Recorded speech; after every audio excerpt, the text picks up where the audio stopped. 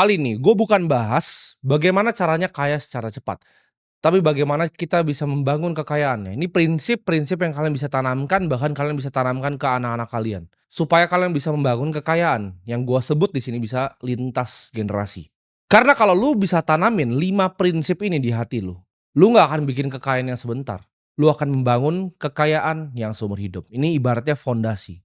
Banyak manusia yang bisa jadi kaya, ya. Banyak yang bisa membuat kekayaan, tapi nggak banyak yang bisa mempertahankan kekayaan.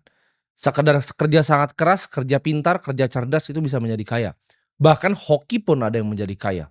Tapi untuk mempertahankan kekayaan, itu membutuhkan skill. Dibutuhkan kebijaksanaan dan pola pikir ya, untuk lu bisa mengelola uang lintas generasi. Dan gua ngajarin kalian di sini, itu bukan sebagai guru ya, gua nggak mau menggurui kalian, tapi gua ngajarin kalian di sini sebagai anak muda, yang dulu pernah terjebak ya, dalam ilusi pengen kaya secara cepat. Pengen kaya cepat itu kan tabrak semuanya, langsung kayak roket aja sampai ke atas.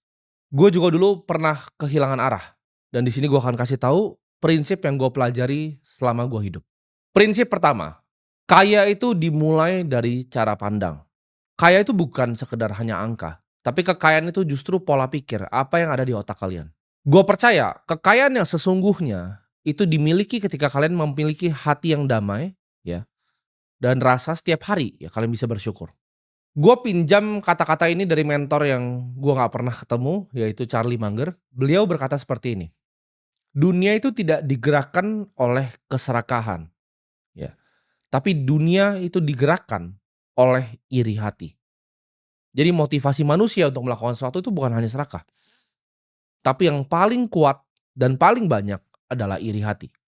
Ini gue akan cerita sedikit. Di saat gue waktu itu awal-awal berjualan, kalian semua udah tahu ceritanya, gue berjualan online, berbagai macam barang gue cari dari Cina untuk gue jualkan di sini. Ketika gue masih memiliki puluhan juta, ya ratusan juta yang kecil nominalnya sekarang, waktu itu gue merasa di atas langit. Ya, nggak ada yang pernah bisa ngomongin gue, nggak ada yang pernah bisa bilangin gue. Gue itu paling nggak kenal yang namanya bersyukur.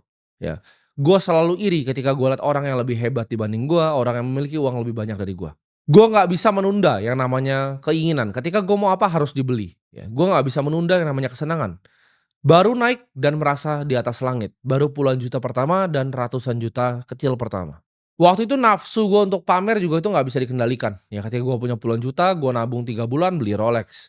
Punya ratusan juta, nabung 3 bulan lagi langsung beli lagi ya, Audi yang baru. Waktu pertama kali hasil jualan, ya punya agensi, lalu gua berinvestasi di pasar modal.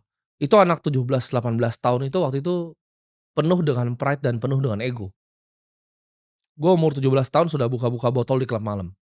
Gua selalu iri ya dengan orang-orang hebat yang gua bahkan nggak tahu background ceritanya apa. Kalau gua lihat orang lebih hebat dibanding gua langsung hati gua penuh iri dan gua bilang, "Ah ini mah cuci duit. Ah ini mah begini, ini mah uangnya haram, wah ini ya ini." Gua sombong sekali dan arogan sekali ketika gua tidak tahu apa-apa. Kalian harus camkan ini di hati kalian, ya.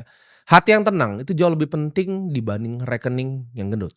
Kekayaan sejati itu sebelum kita ngomongin harta itu dimulai dari hati dan juga pikiran. Lu harus bisa buang yang namanya iri hati, lu bisa buang